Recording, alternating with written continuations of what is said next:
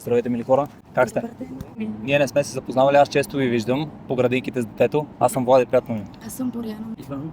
Спрях се при вас. С най-мили чувства, просто исках да ви поздравя. Видях ви отново, че сте с детето навън. Благодаря. Приемам след работа и да се схождам и така. С какво се занимаваш? Ами работя в чистотата. А детенцето на колко е? Другия месец прави 2 годинки. Ти си майчинство и си го гледаш? Да. Да. Помагам от мен и добри хора. Искам да направя един мил жест към вашето дете. С радост искам да ви разкажа за една играчка, която намерих скоро. Почистих я, изпрах я няколко пъти. На драго сърце искам да ви я подаря на детенцето. Ако... Няма никакъв проблем. Разбира Много се. иска. Благодаря. Тя ще се зарадва много. Как се казва детенцето? Иляна. Да ви е жива и здрава. Как е заспала хубаво?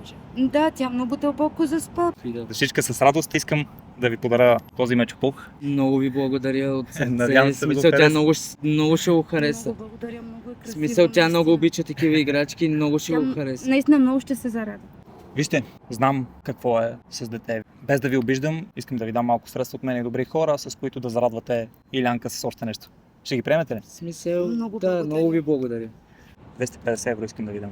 Много благодаря. Много ви благодаря. Заповядайте. Благодаря. Бог да те благослови. Не се притеснявайте. Това от мен и добри хора, не е само от мен.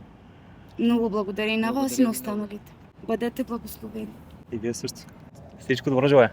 Всичко Беше ми добро. много драго. Наистина Бог да те благослови. Благодаря ти. Всичко добро. Всичко Чао. добро и хубав ден ти желая. Чао. Благодаря ви отново от сърце, че заедно подкрепяме хората. Всеки, който иска да се включи, може да го направи чрез сметката и линковете, които се намират в информацията на профила.